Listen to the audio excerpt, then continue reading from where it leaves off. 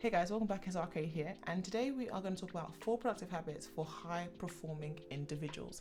Now, if you're anything like me, I would say that I was that student that was pretty productive. I revised on time, I practiced all my lines, I executed correctly, got good scores.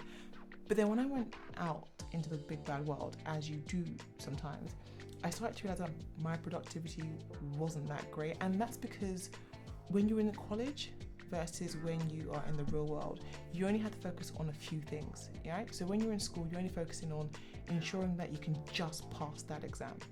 But then when you're in the real world, you have family, you have friends, you have your job, you have your relationships, and you have all these dreams and aspirations of, probably businesses and hustles that you're trying to attain. And by trying to do all of these things, and I pretty much call it juggling act, you find yourself in a situation where you're actually becoming less productive and you're just not meeting your deadlines, you're just not meeting your goals. And if you're anything like that, in this video, I'm going to share with you 4 simple tips that you can actually implement in your day-to-day world today and become much more productive than you are. And these tips are so simple that if you implement them right from today onwards and you just slowly, gradually, incrementally improve on them, you could be so productive that you can save so much time on work, travel, business, friends, and just make the most out of things that you enjoy, like going to the gym, spending time with family. So let's get into these 4 productive habits. So the first one I'll talk about is time boxing. Time boxing is such a simple concept, but I want to just talk about what Parkinson's law talks about. And he says basically that if you have so much time and pretty much allocate anything to that time, and he says it actually takes you longer to complete a task if you do not set a time allocated to it. And he couldn't be so true, because in essence, when you think about your day-to-day world, right, if you have a deadline set by your manager or set by a client that you've got to complete something in a certain amount of time, and they give you ample amounts of time, maybe 2 months ahead of time, what most likely can happen, and you're not going to do anything the first month, and what will happen is that maybe a week before, then you're running around thinking, right, I need to get this done. But actually, if we condense time into a very short amount of time, you get things done much more quickly. If someone says something needs to be done in 1 month versus 2 weeks, most likely you're going to work your butt off to pretty much get to those 2 weeks and ensure you meet deadline versus a 1 month period. So the concept of time boxing is so key. If you think about it, you can apply it to your general life today. Like if you need to ensure that you need to clean a certain part of the house, you can actually time box it to 45 minutes. And most likely within those 45 minutes, you're pretty much going to get it done. The benefits about time boxing is that it allows you to basically set boundaries and set time frames and just focus, dedicated focus to a specific task. You're not having to think about what this one is doing, you're not having to be distracted by your phone, you're pretty much just focused on the task at hand. And also it allows you to reprioritize. If you have to focus on something specifically within a given hour or a given week, most likely you're going to reprioritize every other task or item that you have in your calendar and your schedule to focus on that task. So the great thing about time boxing is that you're really much focused on dedicated time and dedicated focus all in the same time to get a task done. And then you're saving yourself time because now you've got ample amounts of time to do other things that you need to do thereon and after. The second thing I like is micro-attainable goals. And micro-attainable goals is a very simple concept. If you have a goal that you have set for the end of the year, so you've got a goal to be done by December or the end of the year, you have a whole 12-month calendar to complete that in. But actually, rather than creating such a mammoth of a goal to complete, rather than looking at, I've got to complete it by the December, at the end of the year, you could say, right, what is the micro goals I can do? What are the smaller aspects of that goal that I can achieve over the next coming months? So by January, it might just be research. Maybe by February, it might be actually contacting suppliers or, doing a bit more research, meeting certain people, getting a bit more knowledge.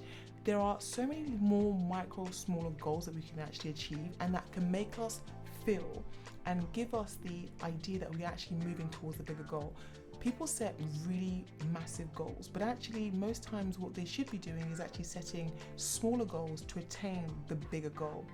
And the great thing about micro goals is that as you are achieving those goals, as you are basically getting to a goal, reviewing it, you have the opportunity to basically get feedback. See if you're going in the right direction, and more importantly, pivot. Pivot being that you complete a goal, your micro goal and you're like, right, I completed the first couple of months, and actually, could I actually change certain things? Are there certain things I can improve on to basically attain the goal that I'm trying to achieve? So micro goals are very, very powerful. I always say that when you're creating a micro goal, you should break them down into 10 percentiles. So what you're basically doing is that you've got 100% of your goal there, but actually break them down into 10% goals, and then that way you're only achieving 10% over the time. But by the end of those 10% goals you achieved, you've pretty much met your goal. That's how I would break up my goals.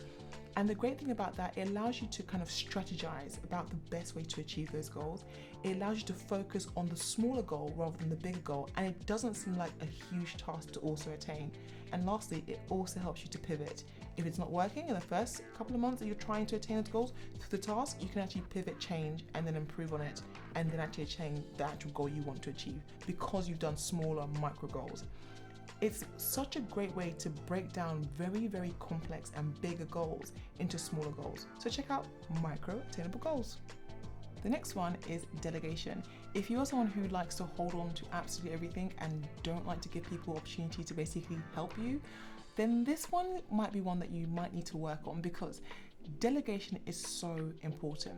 It's a way for you to basically seek for help. I don't believe anyone is pretty much an island, and I think that you have to find people that have the right expertise to basically support you in whatever vision or goal you want to attain.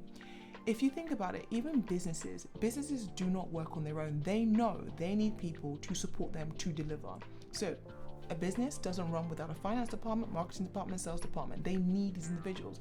But the business itself is not the one doing all this work. It's actually delegating to departments that then manage and deliver those sections or those deliveries.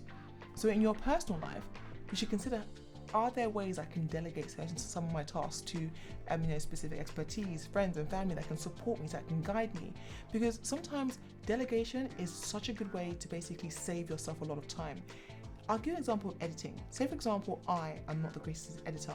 Rather than trying to figure out all the aspects of editing and spend hours and hours and hours trying to edit, and then it takes me longer to actually achieve my goal and I'm not producing the work I need to produce, I can just hire someone who actually is an expert in editing. That way, I'm saving myself time, I'm delegating the task, and I'm able to focus on more important things. So delegation can be a great way to basically find experts in the field, seek for help, save much more hours and much more time. And when I started doing this in my life, I realized that actually I could save so much time in basically delegating tasks that I didn't have so much knowledge in, and that way I could focus on things that were more important to me. And the last one is one that we may not all be great at, but we are very good at probably pleasing others, and this is the art of saying no. It is very much a thing whereby you might want to please the world by saying yes to absolutely everything, but that can be so overwhelming. There's been so many situations where I've been like, yeah, I can support you. Yes, I can help you. Yes, I can be there at that time. But actually, by saying yes to something, you're saying no to something else. And most times you're saying no to yourself, and you're saying no to your time, and saying no to the energy that you should actually be preserving for other things. The art of saying no is so key. There's a statement where it says, not always about what you are doing, but what you are not doing. And this is such a great way to think about it, because sometimes just saying no can give you so much more peace in focusing on things that you want to do. We sometimes set unrealistic deliverable timelines, and we live in a very hustle culture by saying yes to absolutely everything, because we want to be seen like we're busy or being productive. But being productive also includes not doing anything at all, or reallocating your time to do things that you actually really want to do. And there's a book by Greg McKeown which talks about the disciplined pursuit of less, and he talks about the idea of selective criteria, and he's basically saying focus on the things that are essential and say no to distractions. And there are so many times I have come into my life where I've literally said yes to everything else, and I'm being distracted because I'm focusing on so many other things over here, when actually I could just say no to distractions, no to everything else that doesn't align with my goals and values, and focus on the things that are really, really important. So the art of saying no is so paramount to being more successful, but also being much more productive. Because if you're not saying no, you're probably saying yes to a lot more things. And sometimes our yes can even lead us into overtime, where we're now using time we don't even have and getting stressed over things that we don't even need to be stressed over. Anyway, guys, I hope that was really helpful. Those are my 4 productive habits that I have incorporated into my life that has really helped me become a more productive individual and ensure that I have more time for myself, but also I'm able to produce work and content for my clients that basically meet bar. Hope that helps. See you guys later. See you next one. Take care. Bye now.